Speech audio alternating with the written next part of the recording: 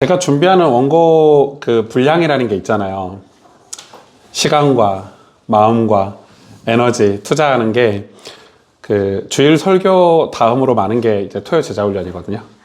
생각보다 많이 안 오셔서 이걸 접을까? 뭐 이런 생각도 했었는데 별로 왜냐면 이게 저는 이제 약간 소논문처럼 강의를 준비를 해요. 토요 제자 훈련은. 왜냐면 이게 어찌됐든 단순히 이제 성경 공부하는 시간이 아니잖아요. 토요 제자 훈련은. 그래서 그래도 제자가 되는 그 양성하는 시간이라고 생각을 하고 우리 교육자들도 참석하고 그러기 때문에 우리 교회의 어떤 근간이 되는 신학적인 개념들, 또 우리 교회가 아직은 작아서 뭘 많이 못하지만 그래도 바르게 가기 위한 어떤 이 기초 작업이라고 좀 생각을 하고 있어서 이 토요 제자 훈련을 조금 더 많이 활용들 해주시면 좋을 것 같고, 각 기관에서도 물론 지금 저희 교회 상황이, 성도들 구성 상황이 토요일 날 모이기가 쉽지는 않다는 걸 알고는 있어요. 아이들이 다 어리고, 저희 집도 그렇잖아요. 저희 집도 저희 아내가 토요일 날 이 시간에 여기로 올 수가 없는 그런 상황이니까 요즘 토요일 날 막 학원 가랴 뭐 하랴 이렇게 많아서 쉽지는 않긴 한데, 그래서 온라인으로라도 우리 성도님들이 다 좀 들으시고 저희 교회가 가고자 하는 어떤 이렇게 가고자 하는 방향의 밑바탕에 어떤 기초를 쌓는다고 생각을 하시면 좀 중요할 것 같고, 재작년에는 저희가 이제 교단을 좀 나오면서 교리 공부에 좀 충실했거든요. 그래서 뭐 교회론, 구원론 이런 걸 되게 많이 다뤘어요. 토요 제자 훈련 때. 근데 올해는 이제 그런 걸 좀 뒤로 하고, 올해는 저희 교회가 실질적으로 앞으로 가야 될 방향을 가지고 강의안들을 준비를 좀 했어요. 아직 하반기까지는 준비를 못했고 전반기 때 주제들은 거의 다 나왔는데, 그래서 저희가 지금 이기사에게 3대의 목적이 있잖아요. 선교, 다음 세대, 그리고 하나 뭐죠? 제가 생각이 안 나서 물어보는 거예요. 선교와 다음 세대 주일학교와 그 다음 하나 또 뭐였죠? 지역교회였죠. 예. 저 진짜 모르시네. 아주 여러 번 제가 얘기하고 있는 것 같은데, 그래서 이제 그런 사역들을 이렇게 좀 근간이 되고 기본이 되는 자료들을 제가 먼저 공부를 충분히 하고 또 여러분하고 좀 나누고 공유할 수 있도록 그렇게 하겠습니다. 저희 교리 공부는 그럼 언제 하냐? 저희 바이블 스쿨 때 하면 돼요. 바이블 스쿨 때 교수님들 모시고 저희가 필요한 교리 공부는 바이블 스쿨 때 여러분 충분히 할 수 있도록 좀 제공해드리고, 좀 좋은 소식은 저희가 이번에 필리핀 다녀오면 3월부터 윤 전사님하고 저하고 주일날 성경 공부반을 2개를 오픈을 해요. 그래서 주일날 성도들이 참석할 수 있는, 그래서 2개 반을 오픈해서 저희가 신청받고 2개 반을 진행을 하려고 하는데, 지금 전사님이랑 저랑 좀 스타일이나 성향 이런 게 조금 다를 수 있지만 또 맥락이 좀 비슷하거든요. 그래서 저희가 이제 교재를 잘 선정을 해가지고 우리 성도님들이 주일날 이 기간을 두고 전반기 때 한 2, 3개월, 하반기 3개월 이렇게 두고, 좀 저는 또 새가족 교육도 해야 돼서 그런 성경 공부를 일정하게 할 수는 없어가지고 우리 윤 전사님이랑 저랑 이제 주일날 성경 공부반을 오픈을 하게 돼요. 그러니까 그런 것들도 조금 다양하게 참석하실 수가 있을 것 같아요. 자, 오늘은 그 다음 세대 얘기를 좀 해보려고 해요. 어려운 주제예요. 우리 교회에서도 조금 어려운 주제이고, 사실 이게 참 어려운 주제인데 제가 이거를 함부로 강의를 할 수가 없을 정도로 좀 무겁고, 제가 이전 교단에서 청소년 사역만 거의 20년 넘게 했거든요. 아시는지 모르겠는데 꽤나 잘했습니다. 꽤나 잘했고, 또 청소년 사역 관련해서 다양한 사역들을 많이 진행을 해보고, 또 영적으로든 또 부흥이라든지 이런 것들도 많이 해봤는데, 하면서도 사실은 좀 고민이 좀 많이 됐었어요. 그때도. 근데 밖에 나와서 보니까 이 광야같이 이 험한 이 한국교회 상황에서 마주하고 우리 교회를 개척해서 하다 보니까 이거 좀 쉽지 않다, 이런 생각들을 좀 많이 하게 돼요. 그래서 제가 오늘 뭐 답을 가지고 여러분한테 이렇게 제안을 하려는 게 아니고, 제가 오히려 질문 하나 정도를 가지고 여러분하고 좀 함께 고민하고 싶고, 또 우리 교육자들도 계시고 또 제자훈련을 듣는 분들이 대다수가 중직자들이시니까 같이 우리가 다음 세대를 위해서 우리가 무엇을 할 수 있을까, 뭘 준비할 수 있을까, 과연 하나님은 성경에서는 다음 세대를 두고 뭘 우리에게 하라고 하시나, 이런 것들을 좀 같이 나누고 싶었고, 사실 요즘은 이 다음 세대라는 단어를 쓰기가 좀 어려운데, 위기라고 말하는 거는 좀 됐어요. 한 30년 된 것 같고. 90년대부터 다음 세대가 위기다. 90년대부터 그랬었거든요. 왜냐면은 제가 이 90년대 학번이잖아요. 제가 학번이 90년대인데, 저희 전에는 제가 교회를 갔을 때는, 교회 구조가, 주일학교가 월등히 많았어요. 어른들 숫자보다. 이해가 되세요? 그러니까 사실은 당시에 주일학교 전도를 따로 하지 않아도 주일학교가 월등히 많았어요. 저도 기억나요. 제가 처음 교회 갔을 때가 1992년도인데, 뭐 한 150명? 중고등부가 그랬던 것 같아요.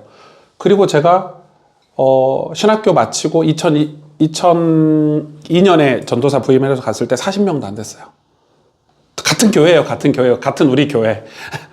근데 이때는 주일학교 숫자가 많은 거는 아이들이 다 교회 와서 놀고, 그리고 부모님하고 상관없이 교회를 많이 왔어요. 근데 이제 시대가 바뀌면서 부모가 교회를 안 가면 교회를 갈 수 없는 구조가 되어가고 있고, 우리 서울은 더 심하죠. 이제 교통이나 뭐 이런 게 있고, 오늘 우리 교회도 주일날 아이들이 오후 예배 드리고 싶어도 부모님이 가자 하면 가야 돼요. 그런 구조로 바뀌기도 했고, 인구도 줄기도 했고, 또 제일 큰 이렇게 변화된 위기 중에는 교회 역할이 바뀌었죠. 교회 역할이. 세상 속에서 교회 역할이. 이전에는 교회에서 악기도 배우고, 뭐, 문화사역들도 하고, 교회가 제일 좋은 어떤, 시대를 약간 선도하는 그런 분위기가 있었는데, 이제 90년대를 넘어서면서부터 세상이 너무 좋아지고, 우리나라가 선진국이 되고, 좋아지다 보니까 아이들이 굳이 교회를 안 가도 되는, 그래서 이제 좋은 거는, 좋은 거라고 표현하기 뭐 할까요? 진짜 신앙 있는 아이들만 교회를 가게 되니까, 뭐 그걸 좋다고. 그래서 이 위기는 사실 90년대부터 있었어요. 이때부터 다음 세대 얘기가 나왔고, 이때 제일 핫했던 분 중에 한 분이 이찬수 목사님이죠. 이찬수 목사님 미국에 있다가 이제 한국에 왔는데, 여기 사랑의 교회 왔어요. 서초동 사랑의 교회 왔는데, 청소년 사역자로 왔어요. 저도 이제 사랑의 교회에서 그 당시에 2000년대 초반에 이찬수 목사님이 청소년 사역자 훈련을 했었거든요. 그거를 제가 참석하러 광주에서 서울까지 온 기억이 나고, 아주 파릇파릇한 분이었는데, 지금 저보다 더 젊었으니까. 그래서 그때 당시 막 청소년 사역자들한테 막 울분을 토하면서 강의한 걸 듣고, 야, 감동받아서 좋아했던 분인데, 개척해서 저렇게 큰 교회 목회를 할 줄 몰랐고. 아무튼, 그런 강의들을 진짜 저도 많이 찾아 들은 것 같아요. 왜냐면 제가 당장 교회에서 중고등부를 맡았기 때문에, 어떻게 하면 중고등부를 부응할 수 있을까? 어떻게 하면 우리 아이들을 복음으로 양육을 잘 할 수 있을까? 이런 고민을 교육자라면 당연히 하게 되잖아요. 또 내가 맡은 부서를 좀 성장시키고 싶은 마음들, 또 내가 맡은 아이들을 잘 키우고 싶은 마음이 교육자들에게 있기 때문에 이런 공부를 하러 진짜 많이 다니고, 또 그걸 실제 제가 하고 있는 사역에 적용을 진짜 저는 무식하게 많이 한 것 같아요. 저의 장점은 듣고 공부만 하고 끝나는 게 아니라 저는 약간 바로바로 적용하는 스타일이거든요. 이게 실패를 하든 안 하든. 그러니까 실패를 좀 많이 해가지고 그게 단점인데, 아무튼 다음 세대가 위기라는 말은 이 90년대부터 있었어요. 근데 지금은 위기를 넘어섰죠. 아주 냉혹한 현실이 됐어요. 진짜 냉혹해요. 네. 제가 뭐 통계 자료는 잘 모르겠고, 통계 자료를 보면 더 끔찍하고, 제가 제 주변 제 친구들, 담임 목사하고 있는 제 친구들이 한 20명 가까이 돼요. 교단을 떠나서. 뭐 백석교단에 한 4-5명 친하게 지내고 있는 분이 계시고, 그다음에 고신 담임 목사 친구들이 한 14명 정도 되는데, 제가 그 친구들한테 주일학교 이거에 대해서 물어봤어요. 오늘 강의 때문에 내가 그런다. 너네 주일학교 비율이 어떻게 되냐 했더니, 진짜 평균적으로 5%에서 8%. 그러니까 성도가 100명이면 5%, 8%. 주일학교가 평균적으로. 끔찍하죠. 끔찍합니다. 창원에 있는 성산교회 담임하고 있는 제 친구가 정원기 목사라고, 이 고신에서 되게 유명한 주일학교 강사였어요. 막 뭐라고 하죠? 막 방방 뛰면서 막 그 친구가 고신에서 최초로 무선 마이크를 쓴 친구예요. 여러분, 고신에서 이 무선 마이크 탁 끼고 유니폼 탁 입고 주일학교 그러니까 이 친구가 얼마나 유명하냐면 이 고신대 다닐 때 저희하고 놀지 못했어요. 유명한 강사야. 이미 신학교 때부터 주일학교 강사. 돈도 많이 벌고. 근데 나중에는 이제 지금 고신의 주일학교 총괄 책임자가 됐어요. 이제 담임 목사, 큰 교회 담임 목사인데 이 친구가 하는 얘기예요. 내가 다른 교회 가서 주일학교 그 부흥이라든지 주일학교 사역들은 잘했는데 야, 우리 교회는 너무 어렵다 이러더라고요. 우리 교회에서는 어떻게 해야 될지 모르겠다 그런 얘기를 하더라고요. 그만큼 이 주일학교가 쉽지 않은 거예요. 근데 이제 이게 여러분 어떻게 생각하실지 모르겠는데 이제 이 단어를 신학자들이 현대사회를 포스트 크리스텐텀이라는 단어를 써요. 이 포스트 크리스텐텀이라는 단어를 쓰는데 제가 책 소개도 한 2년 전에 한 것 같아요. 이거에 관련된 책.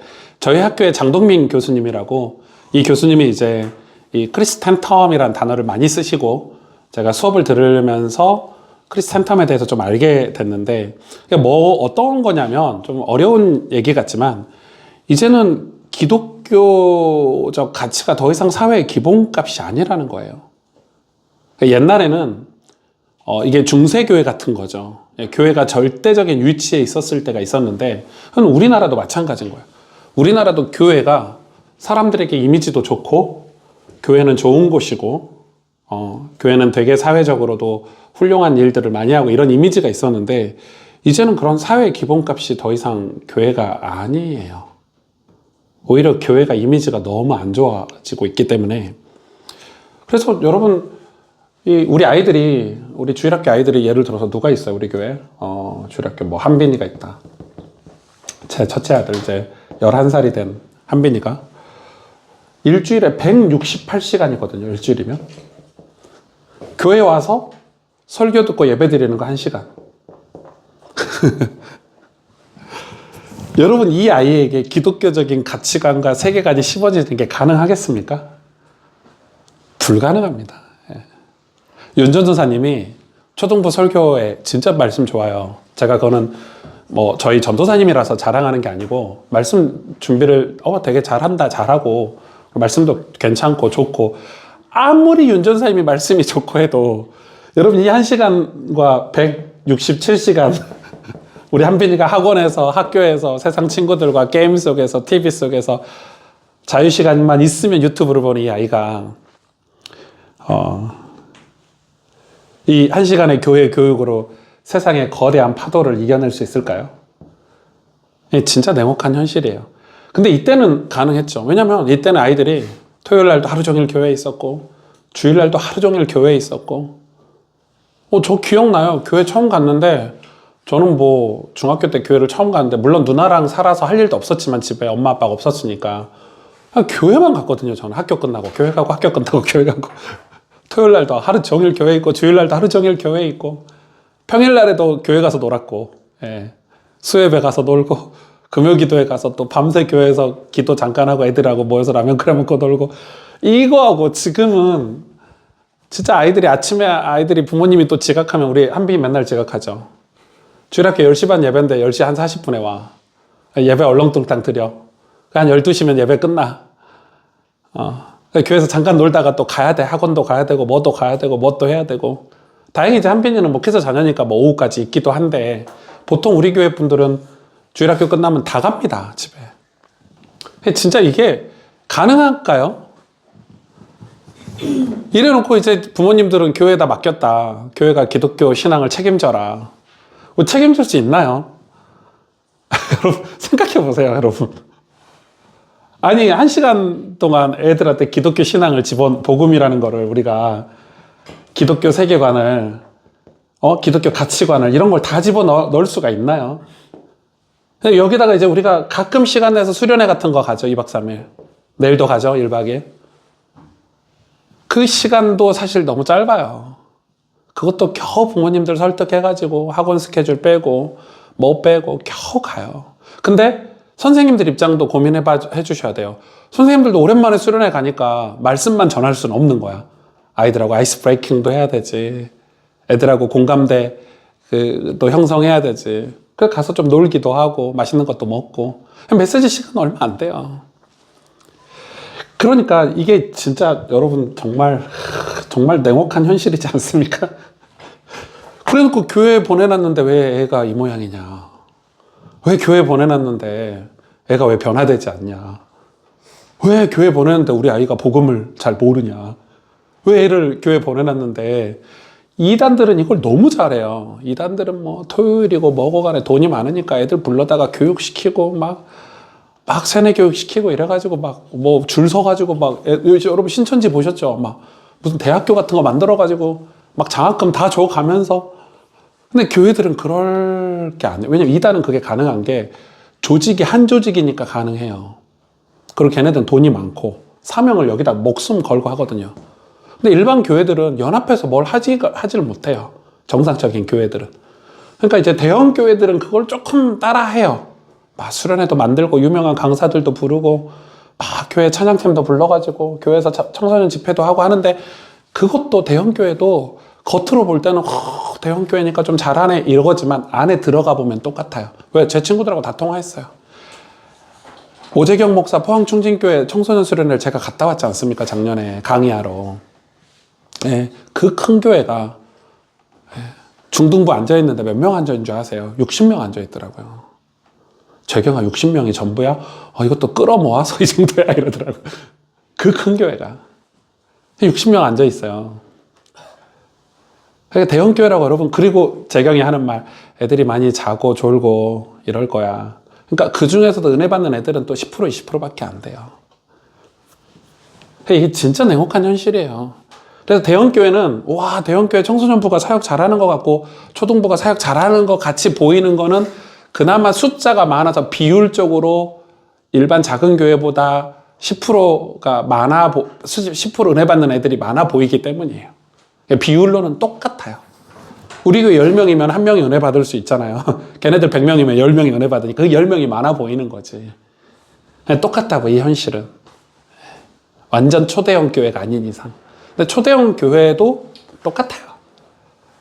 그러니까 여러분, 이게 제가 이제 우리 교회 교사 사역자들 이 문제가 아니에요. 지금은 주일학교 교사들만 이걸 고민할 게 아니라 우리 교회가 다 같이 고민해야 되고, 우리 운영위원회가 아직 시작을 못했지만 운영위원회가 어쩌면 올 1년 내내 같이 고민하고 페이퍼를 작성하고 성도들에게 제안하고 해야 될 내용 중에 하나라고 저는 생각을 해요. 앞으로 운영위원회가 그런 역할을 좀 할 거거든요. 교회에 좀 제안하는 역할을. 그러면 우리는 남전도 여전도에 혹은 교육부서에서 혹은 당회가 어떤 역할로 이 교육 다음 세대를 책임질까, 이런 걸 운영위원회가 회의를 할 거예요. 이걸 안 하면은 저는 오승주 목사 혼자 교육자들하고 지지고 볶고 하는 수준으로밖에 못하니까. 그러니까 우리 성도님들에게 관심을 끌어내야 가능한 사역이라 이 말이에요. 이 사역은. 그럼 한번 들어가 볼까요? 예. 이런 고민들을 많이 하죠. 예. 자, 그러면은 신학적인 성찰을 좀 해봐야 되는데, 교육학은 이 전수가 아니죠. 전수하는 게 아니에요. 증언하는 거죠. 그러니까 신앙교육의 가장 큰 핵심은 전수가 아니에요. 전달이 아니고 증언하는 거예요. 자, 전달과 증언은 조금 달라요. 전달은 내가 몰라도 전달을 할 수 있어요. 우리 부모에게 받은 거를 내가 몰라도 전달할 수 있지만, 증언은 내가 알아야 하는 거예요. 그러니까 이 성경이 말하는 다음 세대 교육의 핵심은 쉐마잖아요. 이 유대인 교육의 핵심이 아니에요. 이거 유대인 게 아니에요. 우리 거예요, 우리 거. 쉐마는 쉐마예요. 신명기 6장 6절에 7절이 쉐마인데 이걸 쉐마라고 해요. 오늘 내가 내게 명하는 이 말씀을 너는 마음에 새기고. 누구에게 지금 얘기하는 거예요? 오늘 내가 내게 명하는 이 말씀을 너는 마음에 새기고. 누구요? 부모님들 보고 지금 얘기하는 거잖아요. 어른 세대들 보고 얘기하는 거잖아요. 가나안 땅에 들어가는 이스라엘 백성들에게 지금 얘기하는 거죠. 네 마음에 먼저 새기고 그 다음에 내 자녀에게 부지런히 가르치며예요. 이 쉐마의 핵심은 증언이에요. 증언. 전달이 아니에요. 근데 우리는 성경을 보면서 자녀에게 부지런히 가르쳐, 이것만 이제 쉐마라고 생각하는데, 쉐마의 핵심은 너는 마음에 새기고. 유대인들이 이걸 너무 잘하는 거예요. 그래서 네 마음에 새겨졌으니까 내 자녀에게 불이천히 가르치고 뭐 집에 앉았을 때 길에 갈 때는 누워있을 때는 일어날 때든지 이 말씀을 강론할 것이고 이렇게 되는 거예요. 마음에 새기는 게 먼저예요. 우리 마음에 새기는 게. 여기서 놀라운 점이 뭘까요? 신명기 6장 6절에 7절에 여러분 여기서 놀라운 점. 여러분 신명기를 제가 계속 공부하면서 이 자녀 교육, 다음 세대 교육에 관한 말씀들, 이 쉐마의 말씀을 주시면서 특별한 사람들에게 줬나요? 아니죠. 이스라엘 전체에게 준 메시지예요. 그러니까 여기서는 교회학교라든지 뭐 전문 사역자, 교사 개념이 아니라 그래 유대인의 쉐마 교육은 누가 하고 있죠? 부모님들이 하고 있어요, 주로. 모든 가정들이 다 주체가 돼서 하고 있어요. 근데 오늘날 한국 교회는 신앙교육을 교회에다 맡기더라고요. 교회에다 맡겨야죠. 그걸 나쁘다고 하는 얘기가 아니고 근데 그게 끝이니까 문제인 거예요. 전도사님이 주일날 설교 한 편 하고 끝이라니까요. 다시 들려주지도 않아. 아니 주중에 한 번이라도 다시 들려주기라도 했으면 좋아요. 우리 전도사님들 유튜브 조회수 보셨어요? 속상해요. 우리 성도가 100명인데 초등부 설교 조회수 보셨냐고요? 나밖에 안 보는 것 같아. 관심 없다는 거잖아요. 응? 초등부 설교를 좀 어떻게 하고 있는지. 초등부 부모님들이 몇 명인데. 그러니까 그 말은 지금 이게 우리가 이 쉐마를 정말 잘못 이해하고 있는 거예요. 좀 왜 문제가 있냐? 자, 중요하죠. 그래서 성경의 쉐마는 뭐냐면 형성이에요. 먼저 형성을 해야 돼요. 그리고 후 전수예요. 전수. 형성이 돼야 전수가 된다가 성경에서 말하는 교육, 쉐마라는 교육의 핵심이에요. 핵심. 형성이 안 됐는데 전수는 될 수가 없어요. 어른들 마음에 먼저 말씀이 새겨져야 돼요. engrave 해야 돼요. engrave. 이 새겨지다라는 단어인데 진짜 중요한 단어죠. 이 영어권에서도 진짜 중요하게 쓰는 단어인데 새겨져야 돼요. 제가 이거를 번역을 이렇게 막 심겨지다 또 하고 막 이렇게 하는데 이게 뭐냐면 약간 각인 같은 거예요. 새겨지다. engraved가. 그러니까 완전히 우리 마음에 말씀이 새겨져면은 어떻게 되냐면 이제 표현이에요. 새겨졌으니까 내가 말로 전수하지 않아도 삶에 드러나는 거예요. 이해가 되죠? 근데 마음에 새겨지지 않으면 전수는 기술적인 잔소리에 불과해요. 그러니까 지금 쉐마는 이 신명기 6장의 핵심 쉐마는 너는 말씀을 마음에 먼저 새기고예요. 새기면은 끝난 거예요. 그러니까 유대인들 보세요. 유대인 특히 아버지들은 미쳤어요. 그냥 주말이면은 토요일이면 안식일에 그냥 회당에 가요. 아버지가 아침에 일찍 일어나서. 그리고 자기 성경 읽어요. 아이들 데리고 가요. 애들 보고 성경 읽어라 마라 잔소리도 안 해요. 그냥 가서 읽는데 애들이 아빠 따라서 가는 거예요. 그래서 아빠가 옆에서 읽고 있으니까 할 일 없고 심심하잖아요. 자기들도 읽는 거예요. 그리고 아이들한테는 랍비를 붙여서 랍비가 아이들 교육을 해주고. 그러니까 부모님이 그렇게 하니까 아이들도 보면서 하나님 말씀을 배우게 되는 거예요. 그러나 한국 교육은 완전 반대죠. 애들 학원 집어넣어놓고 애들 학원 집어넣어놓듯이 주일학교에 집어넣어놓고 끝! 애들이 예배를 어떻게 드렸는지 말씀 어떻게 들었는지 확인은 불가하고 본인이 그렇게 신앙생활을 안 하기 때문에 아이들의 신앙 교육을 해줄 수가 없는 거예요. 내가 예배에 대해서 진지한 자세가 없는데 아이들이 예배에 대해서 진지한 자세가 있을 수 있나요? 여러분 집안 분위기라는 게 있잖아요. 예를 들어서 제가 광주에서 그 청소년 사역하면서 제일 많이 강조했던 것 중에 하나가 예배 준비였어요.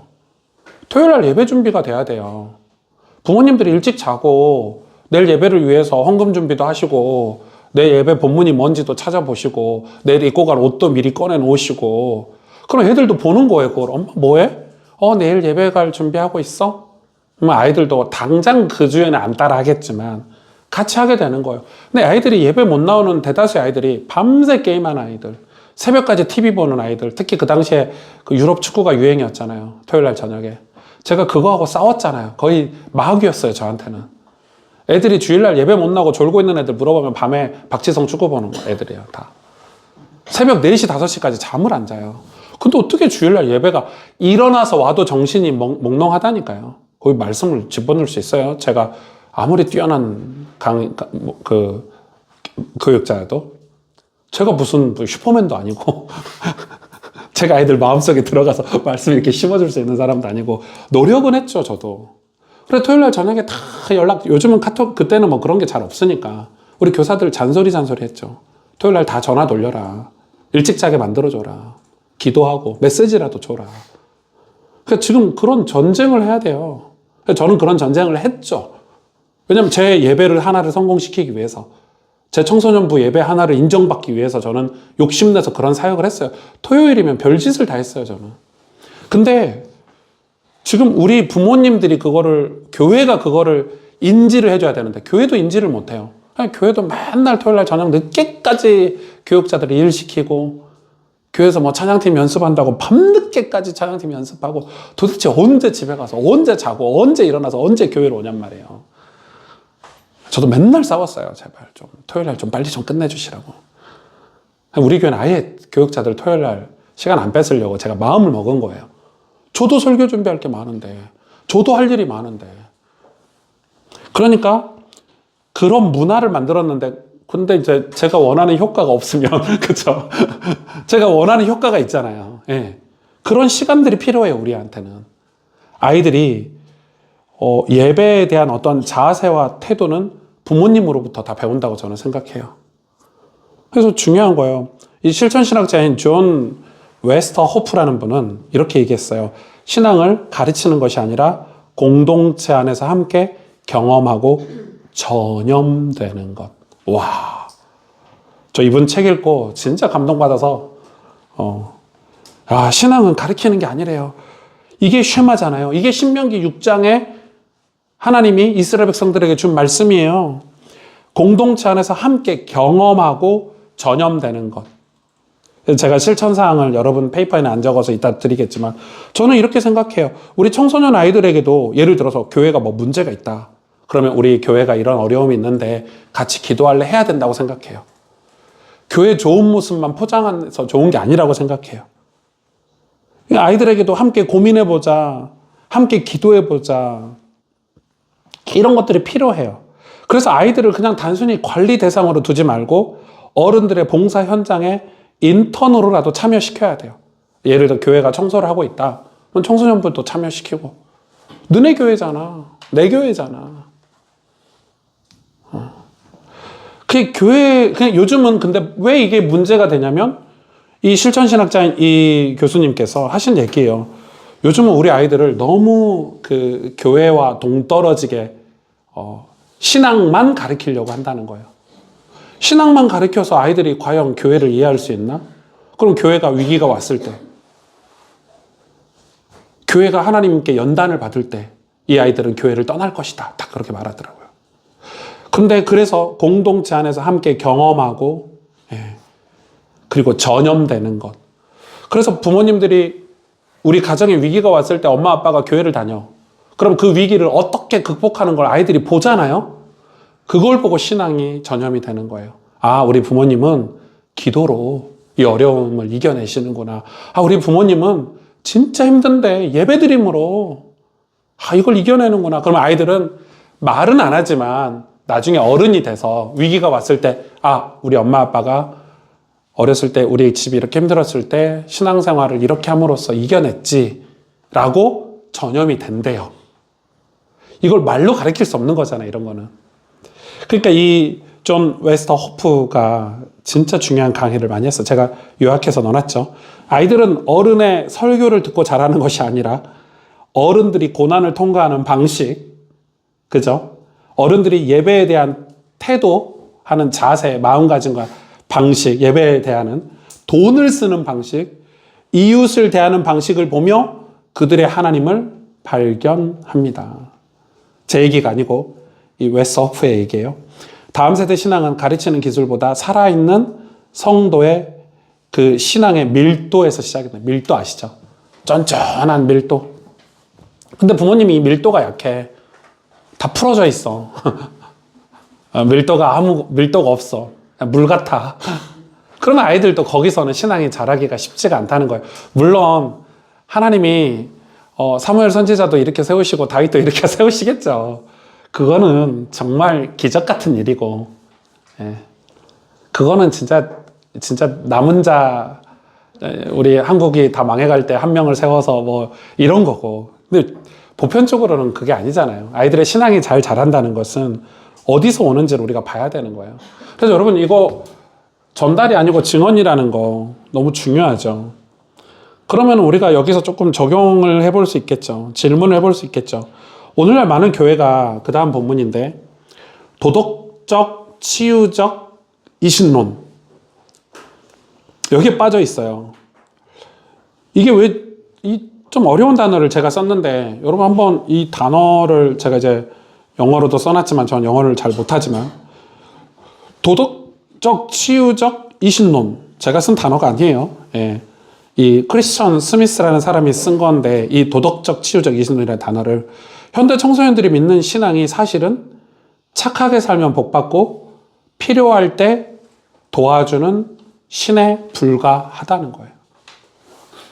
여러분 진짜 우리 교회 아이들이 하나님을 생각할 때 교회를 생각할 때 이거 아닌가요?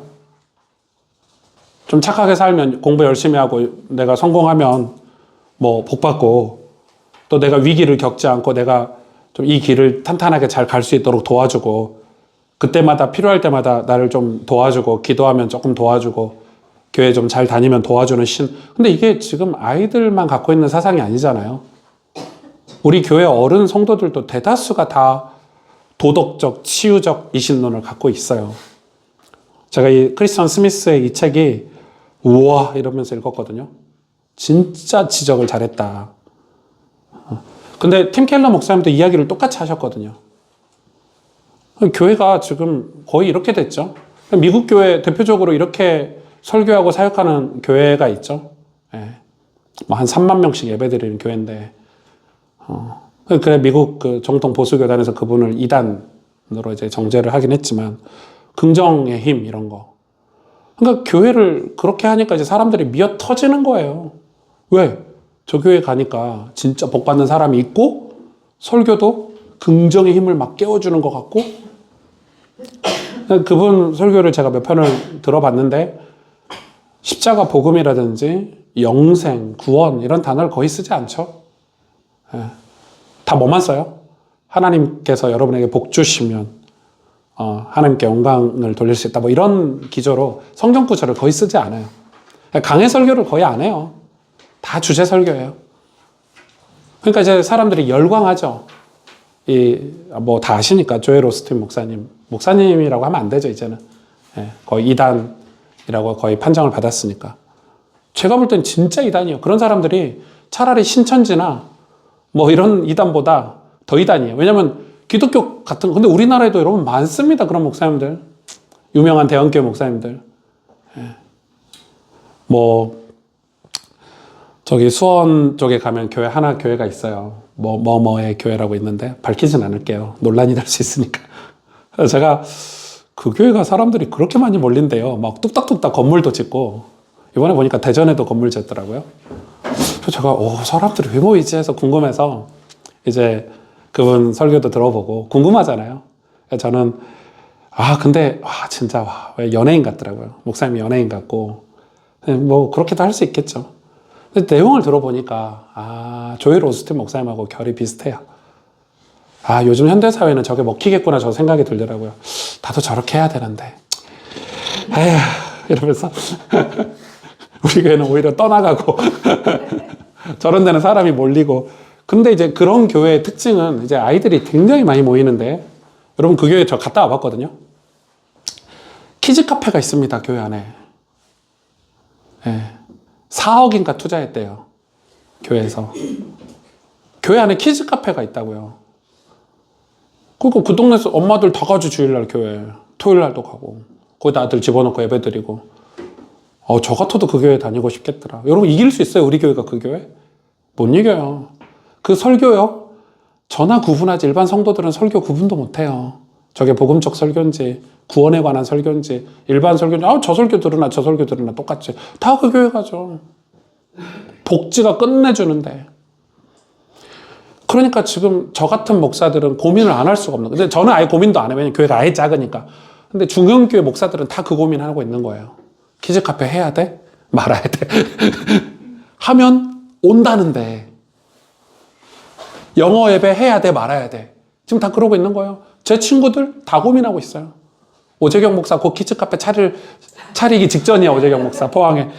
내가 그랬지. 너는 무조건 차려라.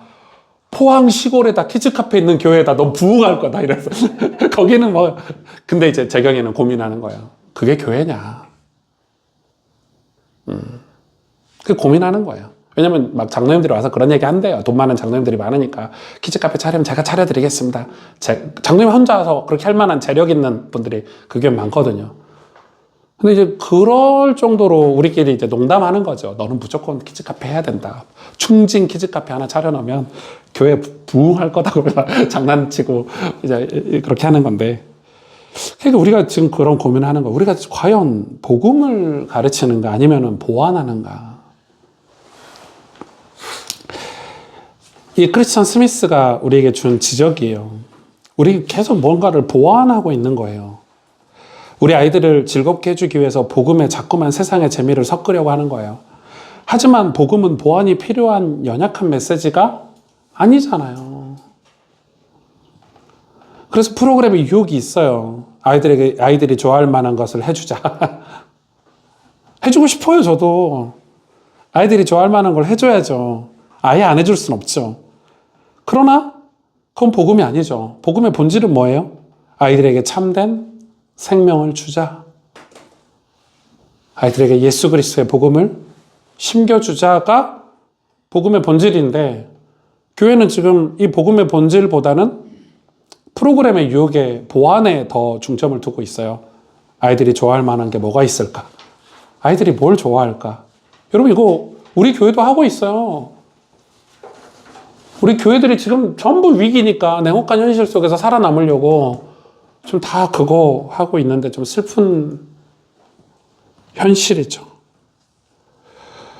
저희 학교에 이제 전 졸업을 했지만 여기 서울 캠퍼스에 이제 백석교회라고 있어요.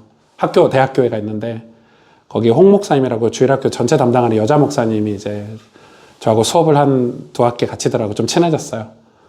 이 목사님 학교 오면 얼굴이 새카매가지고 여기까지 내려와서 다크서클이. 왜요? 했더니 이번 주 프로그램 죽는 줄 알았다고. 아예 주일학교는 프로그램이 아니면은 살아남을 수가 없다는 거예요. 목사님 막 그 인형 옷 입고 막 뭐 공룡 탈 쓰고 설교하러 가고 막 토요일부터 주일까지 막 그 뭐 보물찾기 이런 걸 해요. 그 교회가 그런 걸, 그 목사님이 그런 거 되게 잘해요. 그래가지고 이제 교회 오면은 아이들이 신나는 거야. 스티커 딱 받아. 그러면 스티커를 받아서 보물찾기 같은 걸 해요. 여기 가서 설교는 몇 점, 공과 공부 몇 점, 끝나고 아이들하고 뭐 몇 점, 그리고 구석구석에 그런 걸 숨겨둔 거야. 그래, 교사들이 거기 숨어갖고 있다가 애가 오면은 질문하고 답변하면은 점수 주고 이래가지고 그걸로 또 상품 제공하고. 재밌죠? 아이디어 좋죠? 그리고 요즘은 그 휴대폰으로 그런 프로그램을 아예 만들어 버렸더라고. 휴대폰으로 애들이 그걸 하는 거야. 매주 교회 가면 얼마나 설레요. 그거 다 하고 나면은 뭐 받아서 오니까. 근데 이 목사님하고 제가 대화하면서 그런 얘기를 했어요. 아이들에게는 설교가 그렇게 기억에 남지는 않겠네요. 애들이 교회에서 기도하고 은혜 받고 이런 거는 쉽지 않겠네요. 그래서 주일학교 초등부에서 너무 그걸 많이 하다 보니까 애들이 청소년에 가면은 확 떨어진대요. 그래서 확 떨어지면 반대가 돼야 되는데 청소년부 교육자들이 주일학교 산 거를 도용을 하려고 한대요. 계속 그 상태를 유지해 주려고 하니까 문제가 되는 거예요. 여러분, 멀리 갈 필요도 없이 그런 프로그램과 복음의 본질에 관한 우리가 이 고민들을 안 할 수가 없겠죠. 우리가 그래서 복음의 날카로움을 무디게 만들어 전달한다면 아이들은 세상에 더 강한 자극 앞에서 쉽게 신앙을 버리게 되겠죠. 복음은 보완의 대상이 아니라 전수의 대상인데, 문제는 우리가 뭐라고 생각하고 있냐면 교회 사역자들이 복음이 전부가 아니라고 생각을 하는 거예요. 성경이 전부가 아니다.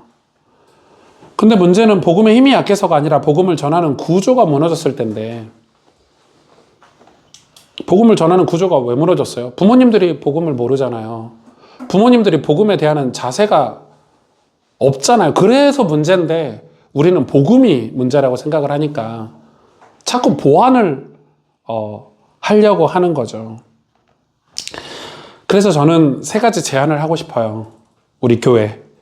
이 세 가지 제안은 올 1년 내내 이 다음 세대 교육에 관한 근간이 되고, 우리 운영위원회에서나 또 교육국에서 좀 주제가 됐으면 좋겠다 생각을 하고 제가 준비를 한 건데, 첫째는 세대 통합적 존재론이에요. 성경에서 교회는 세대별 칸막이가 있는 조직이 아니라 하나의 몸으로. 그러니까 여러분, 교회는 주일학교가 따로 있고 뭐 초등부가 따로 있고 청소년부가 따로 있는 조직이 아니라 예수 그리스도, 예수님을 머리로 한 하나의 지체론이에요. 그래서 교회는 뭘로 구분하냐면 구원 받았냐 안 받았냐로만 구분하지, 주일학교냐 아니냐로 구분 안 한다니까요. 청년부냐 아니냐로 구분 안 해요. 교회가 편리를 위해서, 사역의 편리를 위해서 남전도, 여전도에 뭐 나눔터, 청년부, 중고등부 구분해놨을 뿐이지, 하나님 나라의 관점에서 보는 유기체적 교회론에서 보면 교회는 하나의 교회예요. 고등학생이라고 해서 특별 대우를 해주시지 않는다고요, 하나님이. 고등학생이 죄지었으면 하나님이 특별 대우 해주시나요? 아니요. 고등학생도 회개를 해야 돼요. 구원을 받으려면. 예수님을 영접을 해야 돼요. 구원 받으려면. 아닌가요? 근데 우리 교회가 그거를 깨버린 거예요, 스스로. 그러니까 세대 통합적 존재론이 저는 굉장히 중요한 우리 교회의 다음 세대 사역의 근간이라고 저는 생각을 해요. 이게 안 통하면 저는 우리 교회 안 오셔도 돼요. 저는 이걸 신뢰를 해요. 유대인 학자죠. 유대인 학자인데 마틴 부버, 엄청 유명한 유대인 학자예요. 인간의 성숙이 나와 너의 인격적 만남에서 일어난다고 했어요, 이분이. 다음 세대는 잘 만든 메시지보다 나를 진짜 사랑했던 어른을 통해 하나님을 기억해요. 아이들에게 필요한 것은 태블릿 PC가 아니라, 핸드폰이 아니라 자신을 인격적으로 존중해주는 한 명의 영적 아비가 필요한 거예요. 교회가 그 역할을 해줄 수 있냐 없냐, 우리 교사들이 그 역할을 해줄 수 있냐 없냐. 저는 그래서 우리 교육자들에게 항상 얘기하죠. 연초가 되면 우리 전 성도들에게, 예를 들어서 뭐 초등부다, 초등부 아이들 명단이랑 부모님이 누군지 그거 다 공유해줘라. 이 작은 교회에 있을 때 그게 가능하다. 그래서 어른들이 내 자식이 초등부에 없지만 초등학생이 지나가면 한빈아 하고 인사해줄 수 있어야 돼요. 윤성아, 시호야 뭐 이렇게 인사해줄 수 있어야 돼요. 시연아, 하원아 이렇게 해줄 수 있어야 되는데 우리 교회 어른들이 다 어이, 이름을 몰라. 어이, 자네. 이게 교회입니까? 우리가 뭐 몇만 명 되는 대형 교회도 아니고. 어이, 회장님. 회장이 아니죠. 지송이라는 이름이 있는데. 어이, 지송 청년 이렇게 말 한마디 해주면은 감동이죠, 청년은. 근데 세대 통합적인 존재가 없어요, 그냥. 그러니까 인격적으로 나와 너, 이 마틴 부버가 이야기하는 게 인간의 성숙은 다 거기서 일어난대요. 이름을 불러주는 데서. 관계 속에서. 우리는 관계가 없어요. 어이, 야. 교회도 그래요, 교회도. 제가 그냥 교회 오면 우리 장로님들이 우리 아이들 보고 인사해 주라는 말이 아니에요. 근데 인사 못 하시겠죠. 이름을 모르니까. 이름 모르니까 그냥 지나치시잖아요. 이렇게 뻘쭘하니까. 그거는 우리 전도사님들도 잘못한 거야. 전도사님들도 자꾸 올려야 돼. 당회든 뭐 운영위원회든 우리 장로님들이든 목사님 장로님들한테 줬는데 지난번에 한 번 주니까 그렇죠. 나이가 들고 사회적으로 분주하고 바쁘면 못 챙겨요, 잘. 그러면 그 기관에서 계속 챙겨야 돼요. 애울 때까지. 사진 붙여가지고 하죠. 애울 때까지. 장로님 다음에 시험 볼 거예요! 이러면서 애교 부려가면서. 그래야 장로님들도 와, 주일학교에서 진짜 노력하네, 전도사님들이. 그래서 아예 머릿속에 다 담아버리도록 우리 교회가. 그래야 주일학교 아이들이 저 부모의 자식이 아니라 내 자식이 되는 거예요. 이 세대 통합적 존재론이 저는 그거라고 생각해요. 그래서 세대 통합 예배를 드린다고 세대 통합적 존재론이 생기는 게 아니에요. 요즘 목회자들이 뭐 세대 통합 예배 많이 드리거든요. 그 예배는 중요하지 않아요. 세대 통합 예배 드리면 아이들이 뭐 세대 통합이 됩니까? 오히려 더 힘들지. 교회가 좀만 크면 세대 통합 예배 드리기 힘들어요. 주일학교가 필요해요. 전문 교육자들도 필요하고. 세대 통합 예배를 저도 종종 드리잖아요. 우리 교회도 명절 때나 뭐나. 근데 그게 그렇게 효과가 있지는 않아요. 근데 그거를 이런 사역 밑바탕에서 보이지 않는 곳에 사역이 없이 예배만 통합해서 드린다고 우리 교회는 세대 통합교회다고 이러는데 말도 안 되는 소리죠. 밑에 보이는 작업이 필요하다고요. 노력이 필요해요. 노력이. 장로님들의 노력이 필요하고 교사들의 노력이 필요하고 기관들의 노력이 필요한 거예요. 그러니까 지금 제가 운영회를 만든 거는 이런 통합을 좀 하려고 하는 거예요. 이런 소통을 좀 하려고 운영회를 만든 건데, 그리고 두 번째는 이 다음 세대를 위한 3대 기둥 같은 거예요. 우리 교회에서. 두 번째는 거룩한 습관의 전수가 저는 필요하다고 생각해요. 제임스 스미스라는 신학자가 이렇게 얘기했어요. 인간은 생각하는 존재이기보다 사랑하는 존재이다. 너무 멋있지 않아요? 근데 요즘은 반대죠. 다 생각만 해요. 다 생각만 해요. 생각만 하면 아무것도 못해요. 예. 그래서 저를 이렇게 뭐라고 하시는 분들이 좀 있는데, 목사님은 너무 막 실수를 많이 하고 막, 그러면 저도 뭐 실수 안 하려고 하니까 위축되더라고요. 아무것도 못해요. 그럼 개척교회 목사가 실수도 하고 그러는 거지. 이제는 아니지만, 이제는 실수를 좀 덜 할 거예요. 그치만은 이것도 해보고 저것도 해봐야 되는 거 아닙니까? 가서 만나서 사랑도 주고, 뭐 죄 짓는데 실수하는 것도 아니고, 제가 나쁜 짓 하는데 실수하는 것도 아니고. 그러니까 생각만 하고 있으면요, 아무것도 못해요. 생각은 저는 이미 세웠어요, 하나님 나라에. 저는 생각은 이미 우리 교회가 10,000명도 해봤어요. 생각은 우리 교회 10,000명 해봤다고요. 우리 청년들이 우리 교회 가득 채우는 것도 이미 생각은 해봤다고요. 근데 아무것도 안 하고 있잖아요. 청년들한테 가서 전도도 하고, 청년들 양육도 하고, 이것도 해보고, 저것도 해보고, 시도를 해봐야 뭘 부흥을 하든 뭘 역사가 일어나든 말든 할 건데, 계속 생각만 해요, 교회가. 교회가 예산이 없으면 아무것도 안 해야 됩니까? 성도들한테 후원이라도 받아서 해야죠. 우리 교회가 후원이 좀 많죠? 교회가 어려워서 그래요. 성교학교도 예산이 필요한데, 성교학교 예산 짤 만큼 교회 재정이 조금 어려우니까 계속 후원 받는 거예요. 해야 되니까. 필리핀의 원주민 지역 사탕수수 밭에 가서 그들 그 원주민 목회자들 한 20명 모인다는데 그들 도와줘야 되니까 후원도 받고 하는 거예요. 근데 그게 뭐 도전 안 하면 생각은 해요. 생각하면 언제 예산 좋아지면 할까요?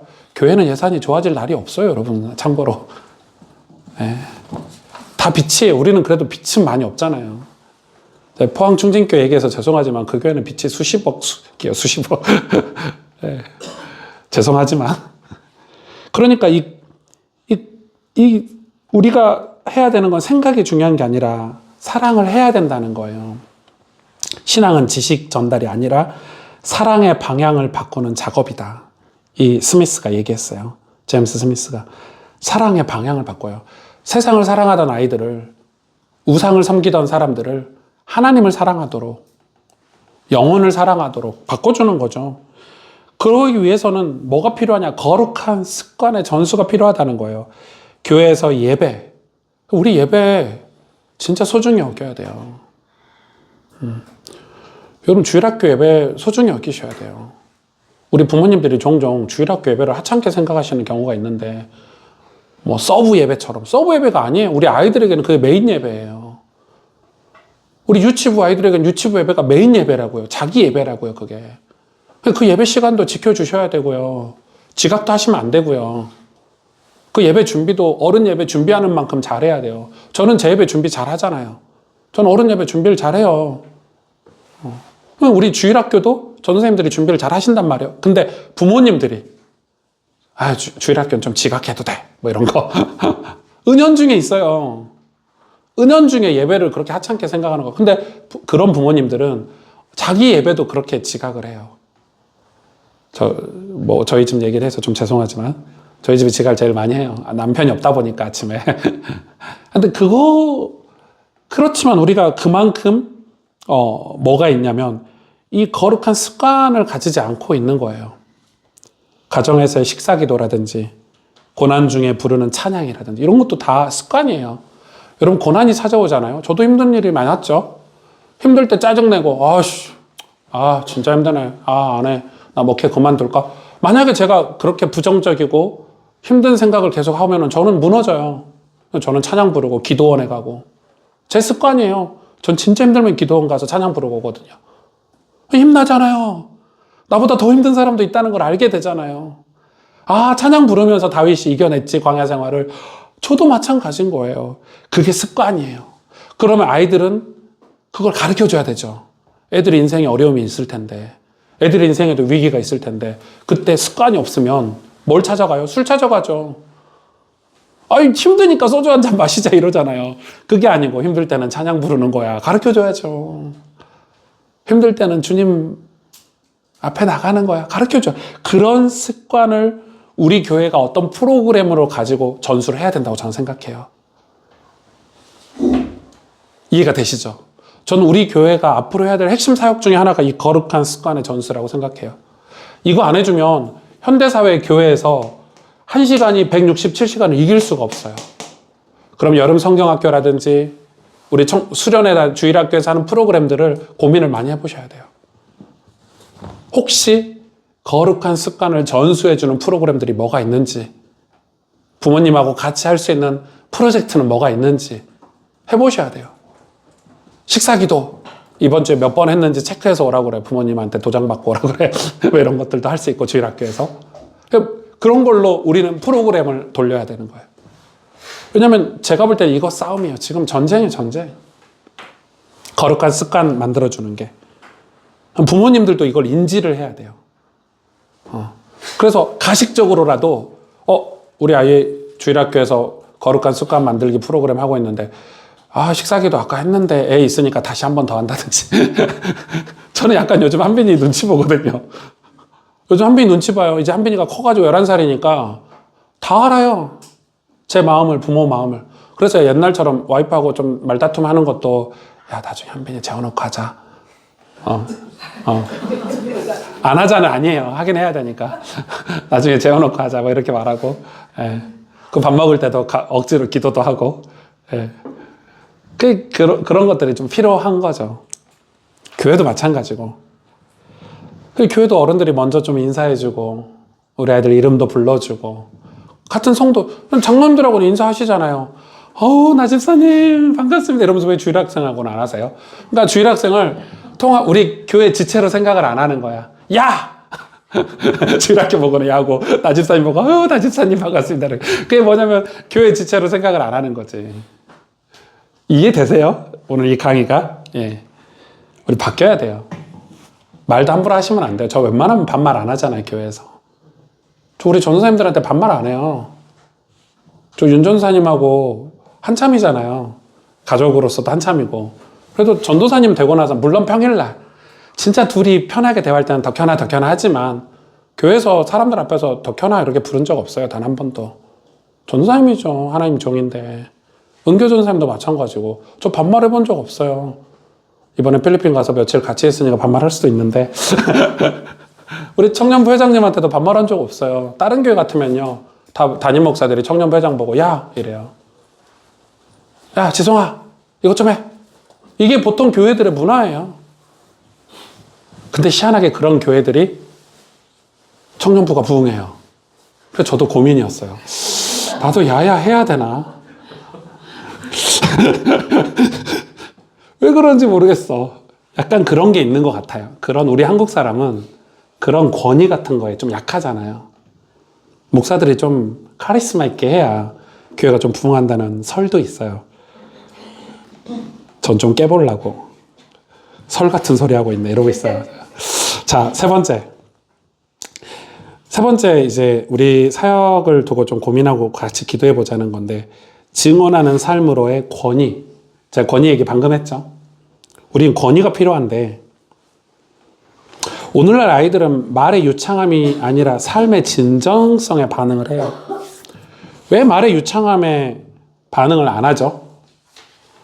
여러분, SNS에 이미 우리보다 말 잘하는 프로그램이 훨씬 더 많잖아요. 여러분, 뭐 유재석만 봐도 우리보다 말 잘하잖아요. 설득력 있게 말하는 사람, 오은영 박사님. 그 남자 아이 키우는 그 친구도, 그죠? 요즘은 TV에서 뭐 박사, 뭐 전문가들이 나와서 계속 말로 해주니까 우리 아이들이 엄마 아빠가 말하는 거 보면 웃겨요. 논리도 없고. 그래, 엄마 아빠 말 더 안 들어요. 논리가 안 되니까. 요즘 아이들이 얼마나 논리를 따지는데, 지네들은 논리적이지 않으면서 듣는 거는 논리를 따진다니까요. 지네들은 그렇게 안 하면서 따져요, 저한테. 아빠는! 이러면서. 아빠도 안 하잖아! 이러면서. 왜 나한테 강요해? 이렇게 따진다니까요. 그러니까 이 말로 아이들 교육하는 시대는 이제 쉽지는 않을 거예요. 그래서 삶의 진정성에 반응을 하는 거예요. 예배는 중요해라고 100마디 말을 해도 그거는 아이들한테 예배가 중요하다는 게 먹히지 않아요. 오히려 고통스러운 상황 속에서도 말씀 앞에 엎드리는 어른의 뒷모습이 수만 권의 신학 서적보다 더 강력한 증거가 되는 거예요. 예배에 대한 내 태도가, 예배에 대한 어른들의 그 진정성이 메시지가 되지. 자기들은 예배 그렇게 안 드리면서 아이들 보고, 야, 예배가 얼마나 중요한데 예배 똑바로 드려. 이 말은 아무 쓸모짝이 없는 거예요. 잔소리. 그래서 복음은 설명으로 남지 않고 삶으로 옮겨질 때 전수가 돼요. 너무 중요하죠, 여러분. 네. 저는 그래서 이런 권위가 우리에게 있어야 된다고 생각이 들어요. 그러면 교회 장로님들, 교육자들, 교회 리더십들, 어떤 권위를 가져야 될까? 권위가 있어야 되잖아요, 권위가. 우리 교사의 권위가 있어야 되잖아요. 교사들이 주일학교 지각해.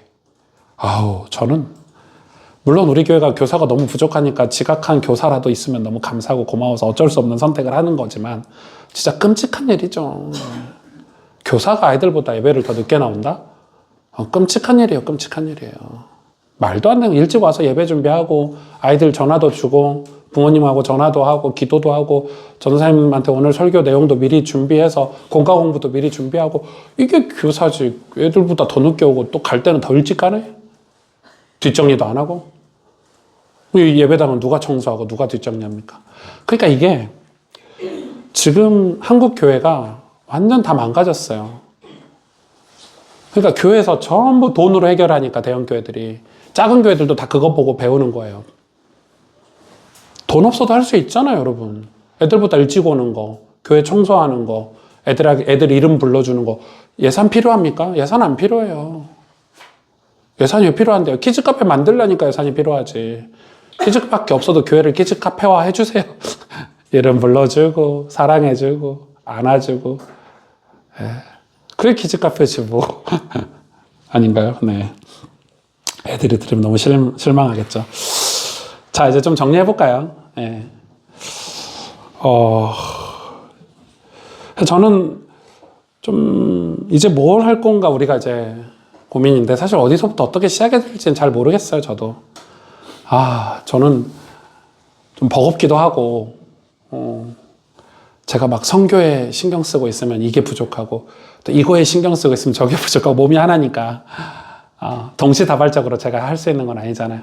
올해는 우리 윤 전사님 보고 교육국을 좀 맡아서 해줘. 그래서 많이 위임을 할 거예요. 위임을 할 거고, 이제 우리 운영위원회가 만들어졌으니까 우리 장로님들에게 많이 위임을 할 거예요. 장로님들이 근데 처음 하다 보니까 쉽지 않겠죠. 뭘 체크해야 되는지, 뭘 확인하고 어떻게 세워야 되는지.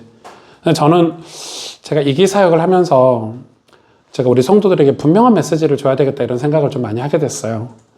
그래서 이거는 꼭 해야 되겠다.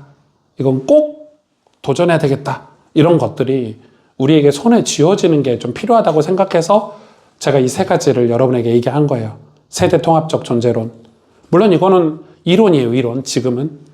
거룩한 습관의 전수. 그리고 우리의 권위. 삶의 권위, 영적인 권위를 세워야 되는데 이 세 가지를 가지고 우리가 실천 사항들을 하나씩이라도 해보는 거예요. 이 세 가지를 여러분한테 제가 던져줘야 그 외에서 하나씩 가지고 할 수 있잖아요. 저는 이게 단지 주일학교에서만 할 수 있는 일은 아니잖아요. 우리 모두가 다 할 수 있는 일이고 우리가 모두가 다 적용할 수 있는 부분이라고 생각해요. 그래서 저는 이제 언어를 바꿔야 되는데 우리 이기사역 중에 언어 바꾸는 게 있잖아요. 저는 이런 거예요.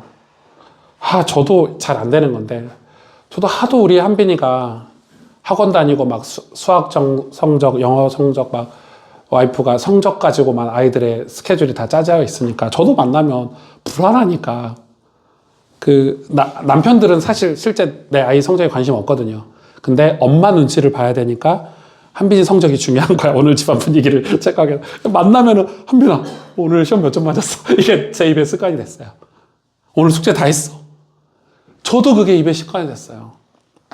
그러니까 얼마나 비참한 거예요. 아빠가 아이를 만났는데 오랜만에 오늘 삶이 어땠어? 오늘 마음이 어때? 한빈 오늘 너무 수고했지. 아빠도 너무 힘들었는데 너 보니까 너무 마음이 좋다. 이런 언어를 바꾸는 거. 저희 교회 이기사역에 들어가 있어요. 언어 파트가. 이 말 한마디. 이거는 주일학교에서 교육을 해주셔야 되는 거예요. 저도 교육을 할 거고. 저는 이런 주제들을 끄집어 내려고 해요. 네. 왜냐하면 이게 세대 통합적 존재론에서 제일 쉽게 먼저 할 수 있는 거예요. 우리가 하나의 지체잖아요. 우리 아이들이 주일학생이 아니에요. 우리 교회예요. 같은 교회. 같은 구원받은 하나님 나라의 백성인 거예요. 청년이 아니라 지체예요. 지체. 물론 교회에서는 청년이 맞지만 그런 것들을 해볼 수 있겠죠. 아까 거룩한 습관의 전수는 아까 제가 했으니까 습관을 들여주는 것들 우리가 좀 찾아야 돼요. 습관을 들여주는 게 뭐가 있을까요? 뭐 많겠죠. 저는 식탁 기도를 우리 교회가 제일 먼저 회복했으면 좋겠어요. 밥 먹을 때 기도하는 거 진짜 다 무너져 있거든요. 왜냐면 어른들이 이렇게 기도해요. 밥 나오면 밥 먹자. 그러니까 아이들도 이러는 거예요. 그러니까 이제 때로는 일주일에 한 번 정도는 아빠가 대표 기도를 한다든지 일주일에 한 번 정도는 엄마가 대표 기도를 한다든지 한 번 정도는 식탁에서 가족들이 같이 대표 기도를 하는 시간을 만들어줘도 좋을 것 같아요. 왜냐면 같이 밥 먹을 시간 만들기도 어려워. 저 이번 주에 우리 네 가족이 같이 밥 먹은 게 딱 한 번. 그것도 잠깐. 못해요.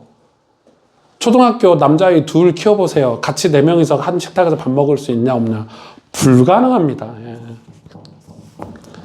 요즘 불가능해요. 예. 얘 뭐 하고 있으면 얘 뭐 해야 되지. 스케줄이 얼마나 바쁜데. 저도 바쁘지만. 그래서 저도 그런 고민을 하는 거예요. 우리 가족이 일주일에 한 번은 모여서 같이 식사기도 하고 밥을 먹는 시간이라도 만들어 봐야 되겠구나. 이런 것들도 해볼 수 있겠죠. 그리고 증언하는 삶으로서의 권위. 이런 권위는 예를 들어서 우리 교사들 같은 경우는 지식을 공과 공부 내용을 가르치기보다는 이렇게 공과 공부를 하는 게 제일 효과적이라고 저는 생각해요. 애들아, 물론 너무 어린 아이들은 공과 공부 교재가 필요하지만 조금 큰 아이들은 이렇게 해보는 거죠. 제 스타일인데 나 지난주에 우리 전사님 말씀이 이거였는데 나 이번 주에 그 말씀대로 잘 못 살았어. 그래도 그 중에 한 가지는 좀 이렇게 지킨 거가 있는 것 같다. 그렇게 공과 공부를 해야죠. 오늘 공과 공부 전사님 주신 게 이건데 우리 같이 만들어보자. 이건 공과 공부가 아니에요, 여러분. 그럼 말씀이 없잖아요, 거기에. 지난주 말씀을 복기시켜주는 것도 없잖아요. 그 다음 주를 기대할 수 있게 만들어주는 것도 없잖아요. 권위는 그런 거예요. 내가 주일학교의 말씀 가지고 살한 거예요. 근데 어떤 교사들은 또 이렇게 하는 경우도 있어요. 예를 들어 청소년부 교사야. 청소년부하고 이렇게 공과 공부를 해. 그럼 뭐 갖고 해야 돼요? 청소년부 설교 갖고 해야 되잖아요. 근데 뭐라냐? 나는 지난주에 우리 담임 목사님 설교를 이런 은혜를 받았는데 청소년이 물론 담임 목사님으로 은혜를 받지, 담임 어른이니까. 그렇지만 아이하고 대화할 때는 아이 설교 가지고 해줘야죠. 지난주 우리 장로님이 말씀 읽어주셨는데 진짜 말씀 좋았지 않냐? 근데 너무 힘들었어. 선생님은 이렇게 학교 다니고 뭐 회사에서 일하고 이러다가 말씀을 깜빡깜빡 놓칠 때가 많아.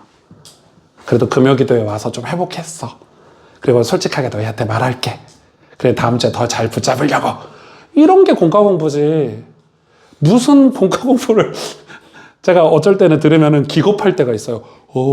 어른 예배 설교를 왜 공과 공부를 하시지? 주일학교 공과 공부인데. 그러시면 안 된다는 거예요. 이해되셨죠? 그러니까 권위라는 것은 내가 그 말씀을 살아서 잘 사는 것도 권위겠지만 못 살아도 애쓴 것 자체가 권위가 부여된 거예요. 왜? 우리 선생님은, 우리 부모님은, 우리 장로님, 권사님은 그래도 저 말씀대로 살려고 노력했구나를 아이들이 아는 거예요. 그게 권위지. 그게 삶의 권위지. 완벽한 걸 권위라고 얘기하지 않아요. 그런 걸로 권위를 만들어야 되는 거예요.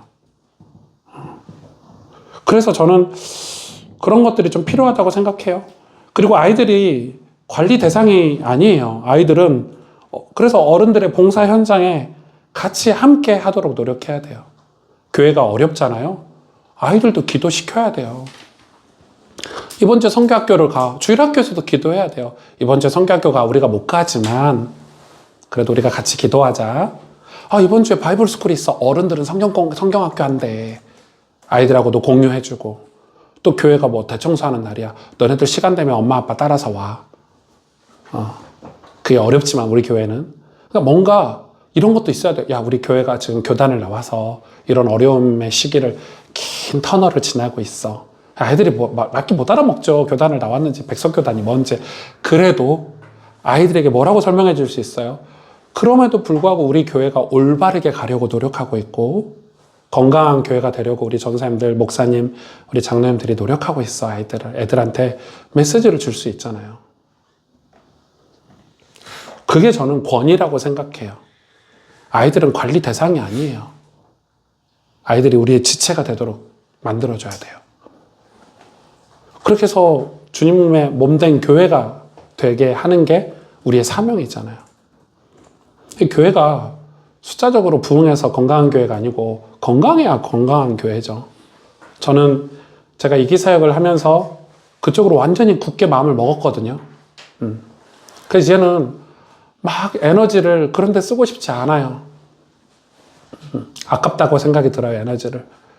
그래서 저는 좋은 우리 성도님들과 좋은 관계를 맺고 이 하나님이 우리에게 주신 것들을 하는데도 시간이 부족하다. 우리 교회를 사랑하고 우리 성도들을 사랑하는데도 시간이 부족하다. 내가 우리 주일학교 아이들을 사랑하는데도 시간이 부족하다. 이렇게 교회가 이제는 가야 된다고 저는 생각을 해요. 그래서 이런 것들을 한번 여러분이 이제 운영위원회에서도 하겠지만 뭐 교육이라든지 여러분 스스로도 이 세 가지 세대 통합적 존재론, 거룩한 습관의 전수, 이거 권위 세 가지에서 우리가 많은 실행안을 실천사항들을 뽑아낼 수 있을 거라고 생각이 들어서 여러분에게 제시를 합니다. 마지막이에요. 그러면 우리가 뭘 더 할까? 우리 교회가 뭘 더 할 수 있을까?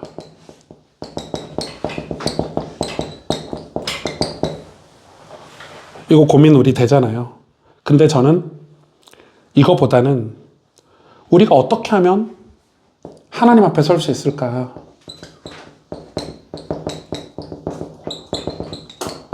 우리 이번에 송구영신 예배 말씀처럼 우리가 어떻게 하면 주님을 더 사랑할 수 있을까? 저는 이 결단을 해야 된다고 생각해요. 그래서 우리는 회개해야 돼요. 다음 세대를 사역의 대상이나 숫자로만 보았던 우리의 오만들, 우리가 아이들을 부흥시킬 수 있다고 생각하는 우리의 교만함들, 이거 회개해야 되죠. 우리가 다음 세대를 우리가 사역을 잘해야 된다고 생각했던 것들. 오늘 말씀을 여러분하고 나누는 거는 그게 아니라 이스라엘 백성이 다음 세대를 성공시킬 수 있냐 없냐는 그 세대가 하나님을 얼마나 사랑하고 하나님 말씀을 마음에 먼저 새겼느냐인데, 그게 승패가 거기에 있는 건데, 우리가 전달만 하려고 했던 것들, 교만한 마음들을 회개해야 된다고 저는 생각하고, 두 번째 우리는 회복해야 될 게 뭐냐면, 우리 어른들이, 교회가 복음의 야성이 회복돼야 된다고 생각해요. 우리 교회가 진짜 복음이 뜨거워야 되고, 우리 어른들이 선교라든지 전도라든지 복음 전하는 일에 다시 그 야성이 회복돼야 된다고 생각해요. 아이들은 그걸 저는 볼 수밖에 없다고 생각해요. 그럼 주일학교도요. 우리 교사들이 막 가슴 뛰면서 사역해야 돼요. 우리 애들은 다 불신자야, 이런 마음으로. 여러분 밖에 나가서 전도하려면 힘들잖아요. 주일학교 애들이 다 불신자들이에요. 여러분 아시다시피. 한번 확인해 보세요. 주일학교 애들 불신자. 제가 볼 때는 초등학교 고학년 되기 전까지는 다 불신자예요. 유아세례 받았으니까 불신자 아닌가요? 한번 물어보세요. 애들한테 예수님에 대해서 어떻게 생각하냐고. 거의 다 불신자일걸요. 요즘 우리 한빈이가 좀 고민하고 있거든요. 제가 둘이 잘 때마다 질문해요. 요즘 찬양도 같이 듣고 자고 있고, 이번 주 내내 합심이라는 찬양을 들었는데 한빈이가 요즘 흥얼거리거든요. 합심이라는 찬양을. 그러면서 이 얘기 하더라고요. 아빠 근데 저 사람들은 왜 저렇게 뜨겁게 막 눈 감으면서 찬양해? 이렇게 질문들이 생기는 거예요. 제가 바로 답을 얘기해 줬을까요? 안 해줬을까요? 안 해줬죠. 해줄 말이 없어요. 알아먹지도 못하고. 글쎄 하나님이 하시는 일이긴 한데 네가 예배 시간에 예배를 드려보고 전생한테 물어봐? 이렇게 하고. 그리고 아빠도 저렇게 은혜 받을 때가 있었는데, 아빠 옛날에 이렇게 힘들 때 막 눈물 나면서 찬양이 불러지더라. 아마 저분들도 그럴 거야. 너도 힘들 때 찬양 부르면 눈물 날걸? 너는 지금 힘든 일이 없잖아. 나도 힘든데, 좀 엄마 때문에 힘들고 학원 때문에 힘든데 눈물은 안 나네? 이러고 잤거든요. 네. 우리 어른들이 복음의 야성이 회복돼야 돼요. 저 잘 때 찬양 들으면서 안 자거든요. 한빈 때문에 찬양 들으면서 자요, 요즘. 저도 잘 때 슬기로운 의사생활 보다가 잠들지. 저의 최애 드라마, 이제 거의 다 대사를 다 외웠어요. 한 8번 봤거든요. 다 외웠어요. 캐릭터별로 다 봤어요. 너무 좋아하는 드라마인데 이제 그만 보려고요. 지겨워요, 이제. 그 다음 대사까지 다 외웠어요, 이제. 아무튼, 네. 그리고 마지막 헌신이 필요하죠, 우리에게는.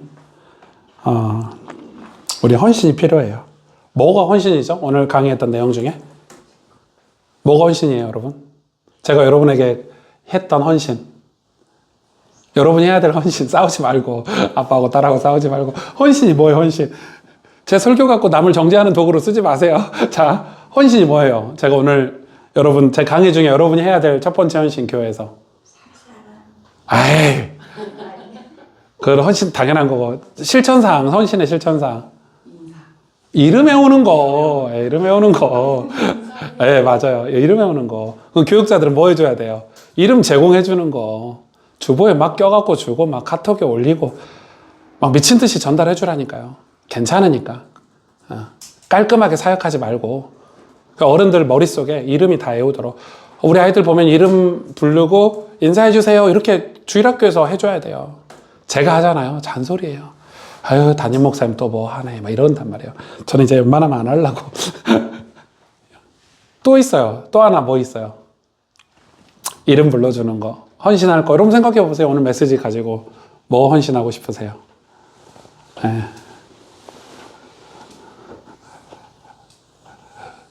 야, 강의 이렇게 열심히 했는데 1시간 반이나.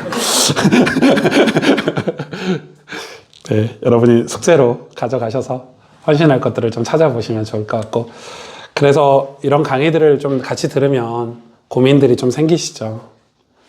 여러분 고민 생기라고 강의를 준비를 했고, 또 우리 교회가 작은 교회지만 작은 교회라고 해서 하나님이 다음 세대를 안 맡기진 않으세요.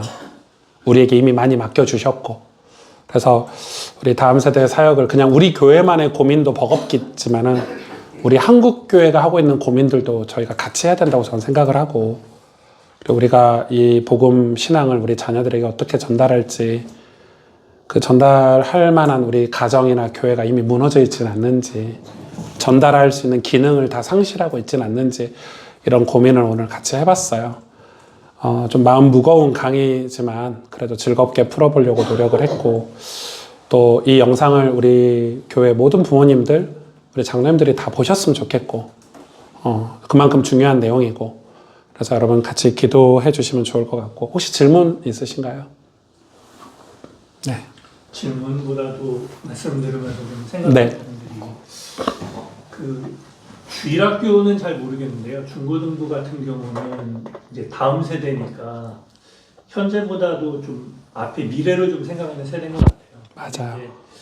근데 이제 보면은 그 환경이 안 되고 뭐 예를 들면 학업도 안 되고 상황도 안 되고 이런 애들은 그 상황을 그냥 회피하고 싶어하고 그리고 자기가 나름대로 환경이 되고 공부도 잘 되고 이런다는 애들은 제가 볼 때는 빨리 지긋지긋한 고등학교 생활이 지나서 내가 빨리 성인이 돼서 내가 뭔가를 해야 되겠다 이런 생각을 하다 보니까 오늘을 놓치는 것 같아요. 맞아요. 그래서 맞아요. 이제 부모님들 저도 뭐 예전에 애들한테 뭐 이런 얘기를 좀 했던 것 같은데, 야 너 지금 고생하고 이러는 거 네가 대학 가거나 더 성인 되면 네가 더 좋게 할 수 있으니까 그 하여간 이 상황을 극복해라 이렇게 했는데, 그러니까 이 내가 살아가는 이 현실, 이 오늘은 내가 극복을 해서 나의 미래를 위해서 희생하는 거지. 오늘 하루하루에 이 내가 지긋지긋하게 생각하는 이 오늘도 하나님이 주신 거고, 그 오늘 안에서